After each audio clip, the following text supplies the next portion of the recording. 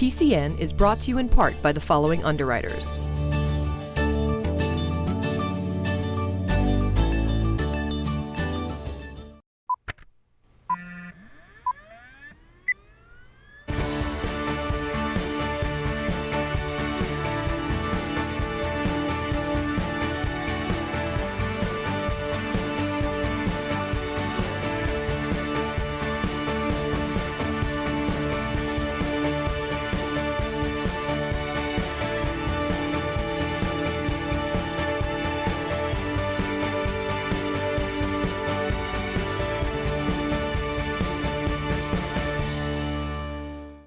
Hello and welcome to PACTV Community News. I'm Kim Mio and I'm joined today by Maureen Bates.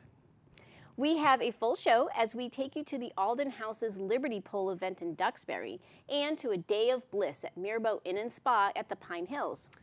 PCN stops into a groundbreaking and ribbon-cutting event in Plymouth, the T Wharf and Cordage Park. We also hear about Plymouth Memorial State Park's improvement plans for 2020.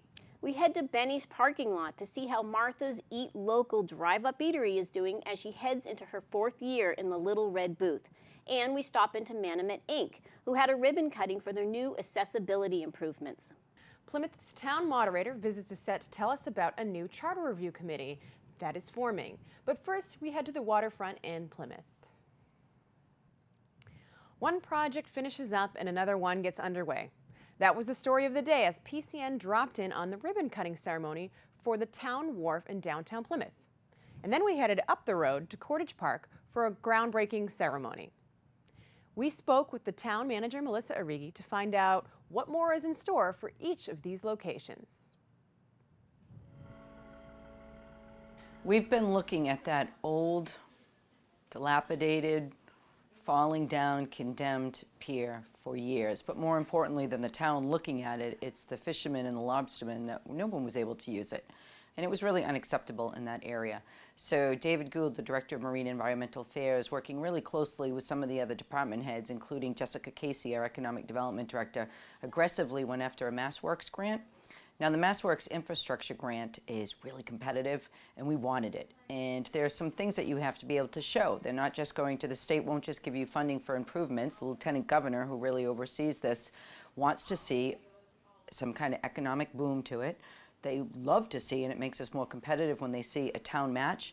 And this town had already given quite a bit of money towards that new wharf. I can't say enough about how pleased we were when we received $4 million from the state. And I think the reason that we had such a great ribbon cutting and the event that followed later that day, which was the shovel in the ground groundbreaking at Cordage, was to really thank the Lieutenant Governor and our local delegation for providing Plymouth with that money. We were lucky. It was one of the biggest awards in history. Cordage Park is this 45-acre site that's been identified for over 20 years as a really critical component of North Plymouth and really the town at large. What are we going to do there? You know how many people don't even know that that beautiful waterfront area is part of that site? So the Jenny brothers own the site and they've wanted to develop it for years, but they need to work with the town on that. So they worked closely with Lee Hartman, our Director of Planning and Development, to come up with a proposal that would work for the town.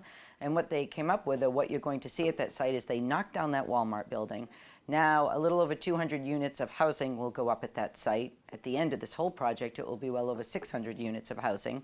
I think that we'll see a marina, a restaurant at the end of marina. I mean, really big plans. And as you look at the backdrop, both the ocean and the Cordage Commerce Center, I think you can see what an impact, that a positive impact that can have on North Plymouth. What we're doing, and part of that groundbreaking, is the town committed funding, and then again, we got money through this grant, this MassWorks grant, another $2 million to do a boulevard that will go in. Now, it's not just a road that's the entranceway to Cordage Park. It's really much more than that. This whole infrastructure brings you into this new development that'll bring in about $400,000 in new revenue to the town of Plymouth when it's completed, and that's some significant money for us. It's also about $35 million in private investment, what they're putting into that part of town. I think the timeline for that project is around 8 months. Of course, it'll be weather permitting as we go into the winter, and you're all of a sudden going to see a very different view than you see right now when you drive by Cordage. The next step for the town wharf is determining where everything's going to go, but most importantly, we need to dredge. So we're working with our congressman and our delegation again to get that dredging money, because if we can get that done from the Mayflower 2 ship all the way down, possibly around the state boat ramp, you're really going to be able to see some potential for economic development. As we get closer to Plymouth's 2020 celebration, we're seeing more and more organizations taking initiatives to prepare certain areas of the downtown for the occasion. The Mass Department of Conservation and Recreation has their eyes on the Pilgrim Memorial Park, so we met up with one of the group's planners as they held an open forum to discuss their plans over the next couple of years. We're here tonight to present plans that the Department of Conservation and Recreation has for improving Pilgrim Memorial State Park as part of kind of a 2020 improvement program. The Baker-Polito administration is really interested in and supportive of this flagship park and making it look as good as it can in advance of our quadricentennial celebration in 2020, which is a once-in-a-lifetime opportunity to really shine. We're starting with the Rock. The Rock has a big break in it that was last fixed in 1989, and it needs repairs again. So we're starting there, kind of reassembling the pieces, making sure that mortar joint is intact, and really looking at the underpinnings of the Rock. The park has a lot of different functions. It's a great place to walk, so it's got kind of a recreational function. So we want to make sure that pathways, vegetation, trees, all of those things are in really good shape and that they are fully accessible for folks of all different abilities. We want to make sure our restroom building is up to code and has water conserving fixtures in it, make sure the roof has been properly repaired, while keeping it exactly the way it is. Really very little will change. And the other thing we're looking at are the significant memorials and monuments, because it's not just a park. We have Cyrus Dowan's sculpture of Massasoit, a really significant bronze piece. We also have a Dowan sculpture of Governor Bradford, and then several bronze plaques and tablets that kind of memorialize different areas, especially on Coles Hill. And we'll be making sure that those are properly treated and conserved so they really shine for 2020. The 2020 celebration is kind of just the catalyst. And we took our lead really from the town. You know, the town had worked with us and involved us in the Water Street Promenade project, and it kind of just, you know, made a light bulb go off in our heads that the park really does need some investment, not just because there's going to be a big party here in a few years, but because it's a flagship facility. This is a place that's visited by millions of people from all over the world. It's a place that we're really proud of. And it just needs a little bit of a shine on a real gem of a park.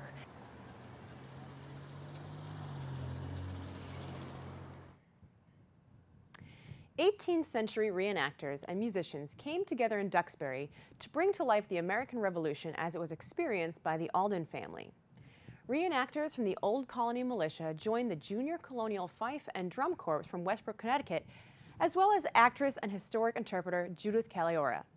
It was a living day of history demonstrations, military drills, music, and dramatic performances. PCN stopped by.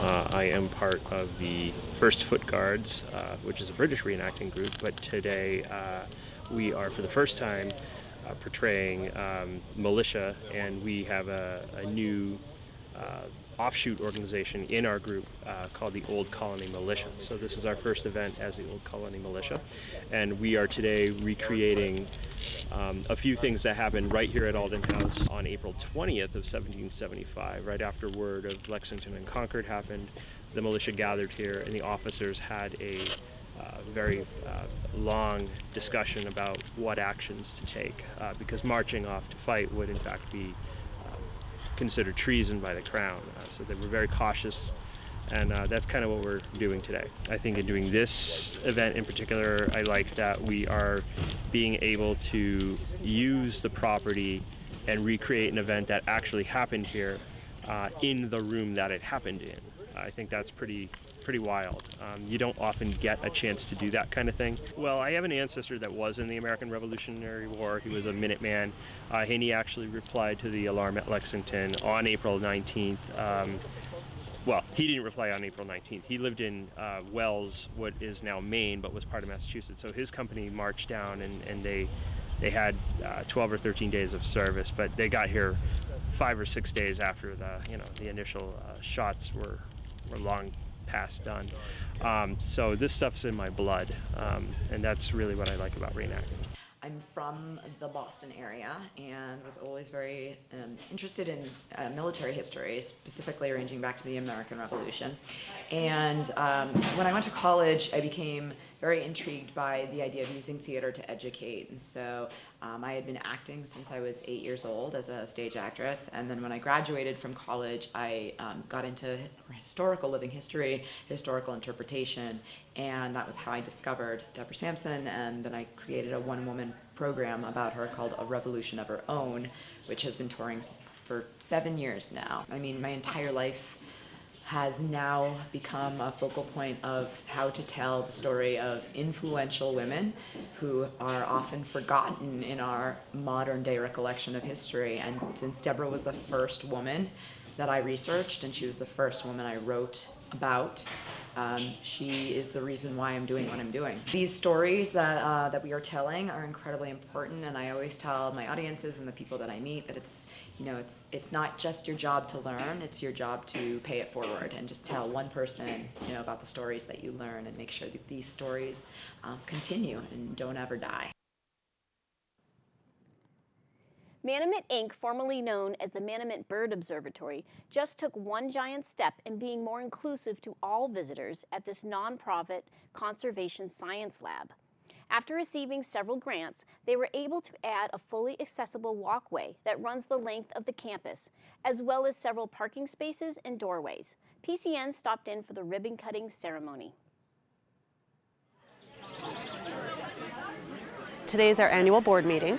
We have our trustees and counselors here, and we completed our accessibility project a few months ago, and we're having a ribbon cutting to show the trustees and our counselors what a great job that the project has come to be. The accessibility project, really, I break it down into 3 pieces. The first part is a parking space. So we have now handicapped accessible parking. And then the outdoor part was connecting the parking to our front door.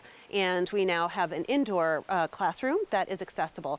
So as you walk out of your vehicle, you're able to take a wheelchair or a walker to the front door. We have an electronic paddle that opens the door. And when you go inside, there's an indoor classroom that's accessible, as well as a restroom that's accessible. And it's important to know that we didn't have a classroom on the first floor before. So it used to be upstairs and we had no elevator. So that's why it's such a significant accomplishment. And then the pathway also leads out to here where we're standing now. So it's a pathway that leads through our gardens and over to our banding lab. And the banding lab is where we really host a lot of school groups and a lot of visitors during banding time, which is spring and fall migration.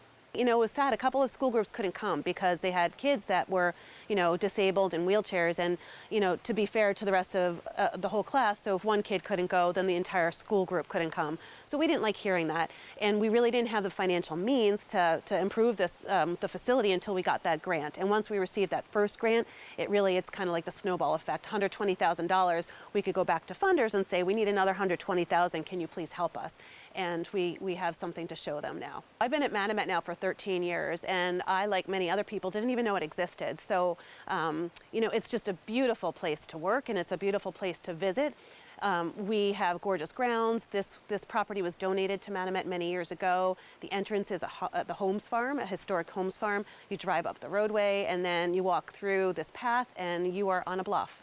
How many people can say that they work on a bluff? And our office building is great, and the banding lab here is just a really special place. I mean, anybody who comes to visit us here, it is just kind of, they're taken away by the beauty and the mission of what we do. And we just really, everybody who works here is just really enthusiastic. This is a place of hope, especially in this day and age. I mean, it's just a great, it makes you feel happy when you come here.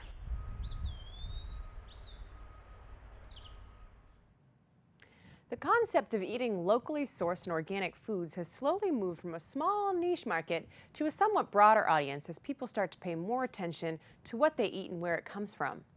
For local entrepreneur Martha Stone, this lifestyle is nothing new for her. She's been catering to this market for the better part of the past 20 years. Since late 2013, she's been doing her business from a very unique spot. We stopped in by her office one day to find out what goes into a day's work. You may have passed by the Benny's Plaza in Plymouth and thought nothing of that little red shack in the center. If you did, maybe you thought it was the hut for the parking lot attendant, Or if your memory goes back far enough, you may have even thought it was an old photo mat. Back in the Stone Age, people used to take these things to this place to get their pictures developed. And right now some of you are probably wondering, how do people take pictures without using their phones? Well, they did, and it would take a couple of weeks to finally get their pictures back once they brought their film here. But now folks are coming to this place to get delicious, healthy food, and the service is a lot quicker. Yeah, I'm a lot faster than a photo mat. That's Martha Stone, owner of Martha's Eat Local, and you'll find her, and only her, in this booth Monday through Friday between the hours of 11 a.m. and 3 p.m., serving up locally sourced food and drink from the network of farmers and distributors that she's maintained over the years. Stone is no stranger to the location either, having run a restaurant in this plaza for 10 years. After leaving to embark on several other local and organic food business ventures, she found her way back here when the opportunity presented itself in November of 2013. It was important to me to open in November because it was before the Thanksgiving parade. And I knew that just the volume of people that are in the parking lot here, I wanted the exposure. I didn't do a full menu. I had like coffee and muffins and things like that, but just to get the exposure. And it worked. Stone also had a decent following from her previous endeavors, which has helped keep things going. Had I not had people that were looking for me, I probably wouldn't have been able to make it. Most of my daily clients are regulars. People in the summertime, sometimes I'll get people from across the street, the Cold Spring or the Best Western, and they do have a lot of European visitors, so they enjoy the type of food that I do. And other people, you know, referrals or Facebook, or, you know, they look at pictures. I post pictures on Facebook every day of food that I'm working on. Stone is admittedly low tech. She relies on word of mouth and her Facebook page to drum up business and serves anywhere from 15 to 25 meals on a given day. And while there is some prep to be done here in the shop, the majority of the work is done in an off-site kitchen, and that can start as early as 7:30 in the morning. Different days I have different pickups, so I have like an 8:30 pickup on Friday, so I'll start earlier so that I can do that pickup and not skimp on my time. I try to do the bulk of my work in the morning, but sometimes I have to go back to the kitchen and work at night too. Most of the folks heading through the drive-thru are regulars, but occasionally someone new drops by. If somebody's new or they tell me they're new in town, you know, I like load them up with information about the farmers market and local food scene, and I ask their names, I make notes, I do a lot of crazy things to remember people's names. And I thank them for coming. You know, people will say, this is my first time here, I don't know how it works. And I'm, well, welcome, you know, I'm glad you're here. Reporting from the Benny's parking lot in downtown Plymouth, I'm Brian Sullivan, PACTV Community News. Have you ever looked in your closet and found nothing to wear? Deb O'Brien, author of Bliss Behind the Mask, says that's because those clothes don't represent your true, authentic self. We caught up with Deb at the Day of Bliss, where she shared steps to self-discovery and a crash course in dressing your truth. Well, today I'm having a day of bliss. And I've invited people to come and join me as we find how to find bliss. My life I spent always wearing a mask and pretending to be someone else. And in the end, I OD'd on pills and alcohol. And while I was dying, I had a spiritual experience that transformed my life. So today, I show people how to go within to find the bliss, the same bliss I found that day that I was dying of the drug overdose. My steps that I went through that day in my transformation are the same lessons I teach today. And the first one is surrender. And that's really the hardest lesson of all. When I left the rehab, they told me I had to learn how to love myself. And I thought, I don't know how I'm going to do that, because I don't even know myself. So I went on a journey of self-discovery. I do this energy profiling. When you know what type of energy is your dominant energy, it determines the type of clothes you should wear, and the colors and the style and the cut. Everything depends on your energy. So if you're not dressing true to yourself, people don't take you seriously. Everyone's made up of 4 kinds of energy, and everything on this Earth is made of these 4 kinds of energy. There's nitrogen, oxygen, hydrogen, and carbon. But we all have a dominant energy. So we have those 4, but one of those energies is stronger in each of us than another. Everyone you know, once you start seeing this, you're going to be like, oh, I know what you are. When you understand people in your relationships, it's so nice. Rather than judging them for who they are, you understand them better. But the best part is you understand yourself. But the most important thing is to find out who you are and to take off the mask and be yourself. And learn to love who you really are, because that's the person the world should see, and that's who you were born to be. We're very pleased to have on set today Steve Trifoletti, who is the Plymouth Town Moderator. Welcome, Steve. Thank you. Thank you for being here. Yes. Can you give us a little background on what a town moderator is and how long you've been doing it? So the town moderator in Plymouth presides over the legislative branch, which is right now a representative town meeting. In addition, the town moderator has certain appointments that are part of the responsibility of the town moderator. And I've been doing this, I just observed my 25th anniversary. Congratulations. Thank you. Silver, very good. Yes. Yeah, good. All right, so you're here today to talk about the Charter Review Committee. First of all, what is the charter? Right now, what is the charter for Plymouth? And what are the possible changes you can make in the charter? So the charter is like a constitution, and it really set up the framework for our form of government. Now, in the past 30 years, we've had a number of charter review commissions and committees. And one of the changes that came out of one of the commissions was that the moderator has the responsibility to form a charter review committee at least once every 5 years. So as moderator, I have to decide when is a good time to do that.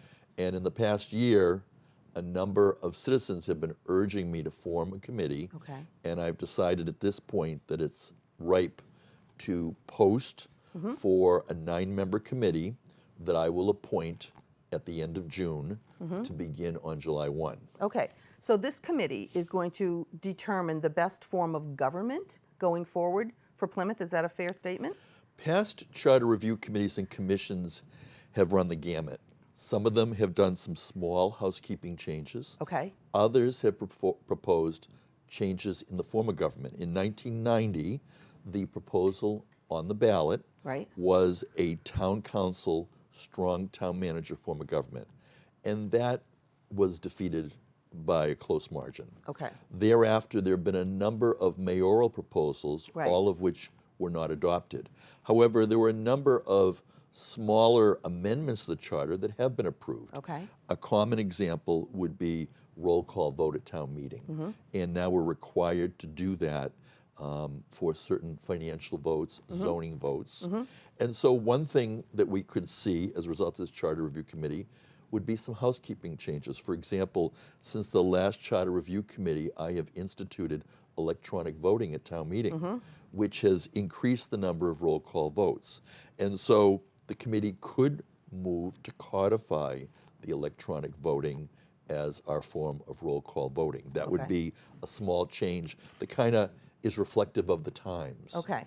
But the bigger changes would be actually how you're running the government in Plymouth. Now, does a lot of this have to do with the expansion of Plymouth, just how huge it is now? Yes, if you think about it, when we look back to 30 years ago when we had the town council proposal and then the various changes over the years, the population continues to grow, and we're very close to 60,000. Wow. We have 15 precincts. We're going to be going to 16 precincts.